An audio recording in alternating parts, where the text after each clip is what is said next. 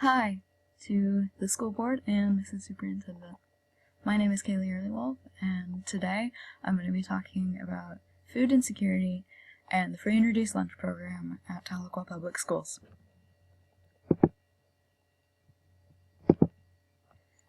Food insecurity is defined as the condition of having unlimited or uncertain access to adequate food. This can be a person who has no food at all. This can be a person who has food, but all their options are unhealthy. That means it's not adequate food. And this can be a person who never knows when or where their next meal is going to be. This can happen in students with a student who has a parent who doesn't keep food around the house. This can happen with students with a parent who buys zebra cakes and not vegetables. And this can happen with a student whose parent only brings food home and doesn't keep food in the house, so the student can't eat when they need to.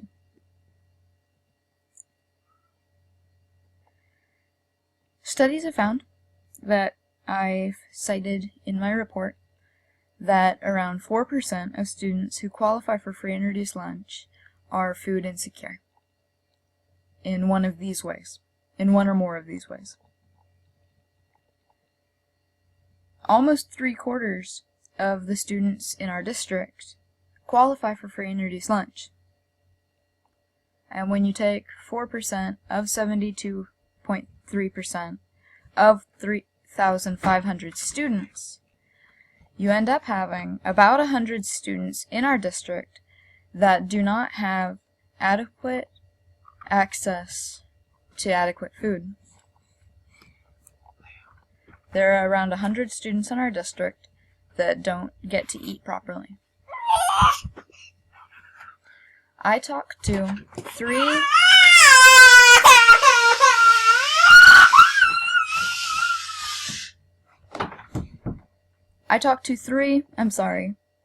of these students who are food insecure.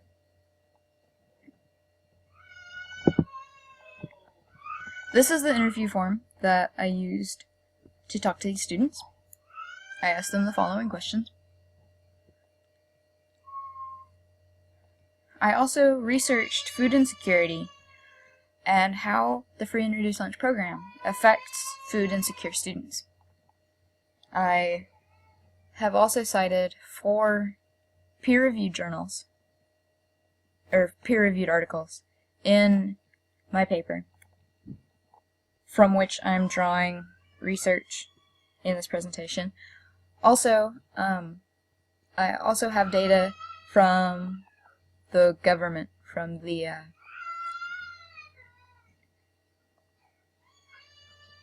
Department of Agriculture and the USDA.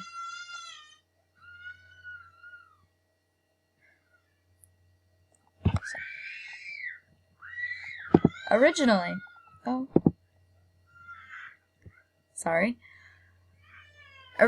I wanted to take a survey of students in the district, and I was unable to. So I took these interviews of 3 students who are dealing with food insecurity, or did deal with food insecurity earlier in their school career. Unfortunately, because I wasn't able to do an interview, or because I wasn't able to do a survey, I don't have information about students in our district that don't count themselves as being food insecure and that didn't have problems with the free and reduced lunch program. So, maybe the free and reduced lunch program is helping the other 97 students that are food insecure in our district. But I still think there are problems with it, based on the 3 students that I did talk to. So, these are some of the results that I found in the peer-reviewed articles that I read. This one a person interviewed a bunch of students to see what food insecurity rates were during the school and during summer. This column is students who were eligible for the free and reduced lunch program, and this column is students who weren't eligible for the free and reduced lunch program. As you can see, students that aren't eligible have a pretty constant food insecurity rate of 2%. And it doesn't matter if it's during the school or during the summer. But students who are eligible for the free and reduced lunch, their food insecurity rates goes up by almost half again during the summer when they are not offered food from school. From another article, food insecurity was associated with a child being less likely to eat breakfast at home. But there was no difference between food insecure and food secure families for whether the child ate breakfast or lunch at school. So, when food insecure students are not offered breakfast at home or cannot get breakfast at home for whatever reason, having breakfast at school really does help them. So, I'm not saying that we should get rid of the free and reduced lunch program or the school lunch program. I'm saying we need to improve it. Another article, a person surveyed students' parents and asked whether the students had health, behavioral, or cognitive issues, and then analyzed how that was associated with their meals at school.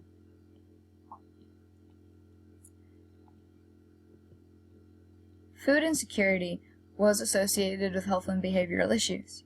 So students who were food insecure tended to have behavioral problems and tended to have health problems at a higher rate than students who weren't food insecure. But Uniform found that the National Lunch Program wasn't associated with any improvements in students' health, behavior, or cognitive issues. Students who did eat lunch at school didn't have any help with those health problems that they're getting from being food insecure.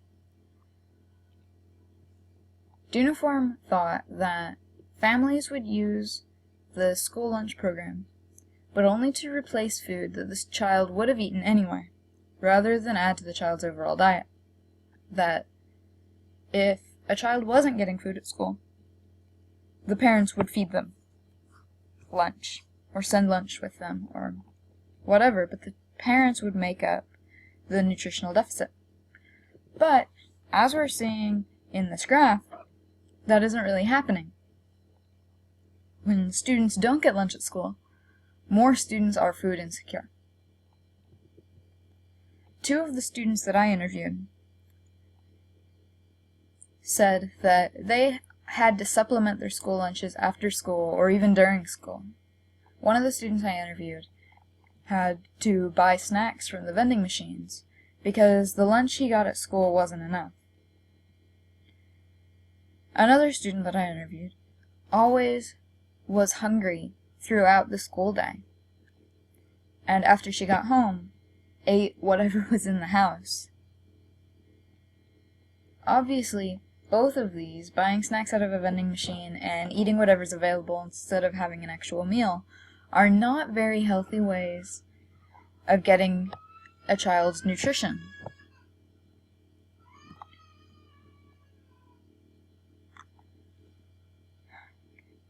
Also,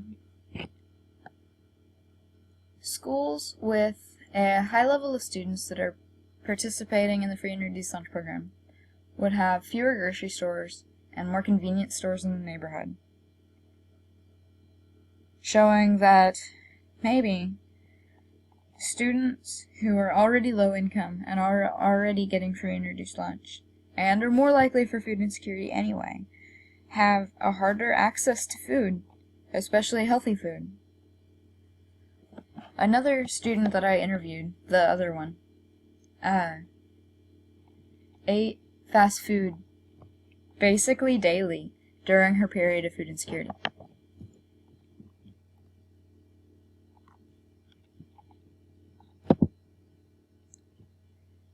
This shows that students who are food insecure tend to not exercise as much as students who are food insecure.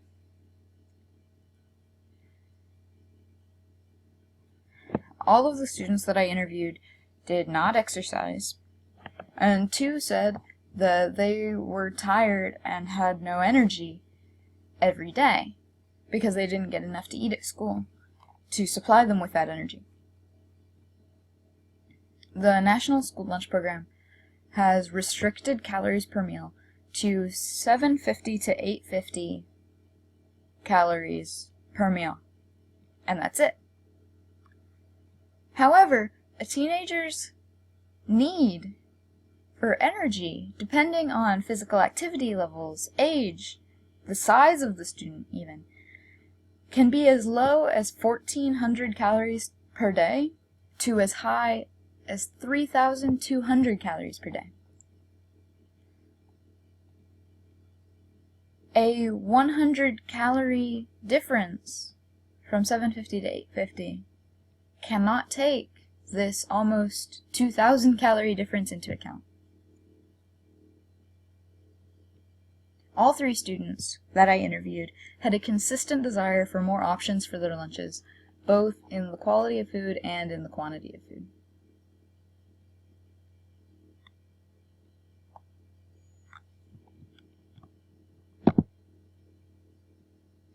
This is a few quotes from the interviews that I gave. One student wanted more food, bigger portion sizes, and fresher food. This student felt she didn't receive adequate nutrition from the food.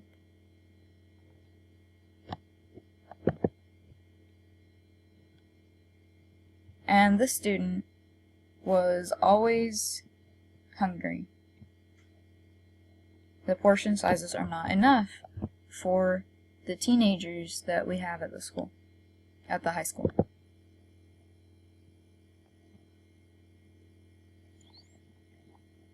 So, students who are food insecure or are at risk for food insecurity do need food to be distributed at school, because they're more likely to miss meals or be food insecure when not receiving food from the school. But the program does not help students as much as it should, or as much as it could. For most students, the program has no particular benefit, as they could eat food elsewhere instead of at school. But for those students who are food insecure or are close to the risk of food insecurity, they need something better than the free and reduced lunch program that we have.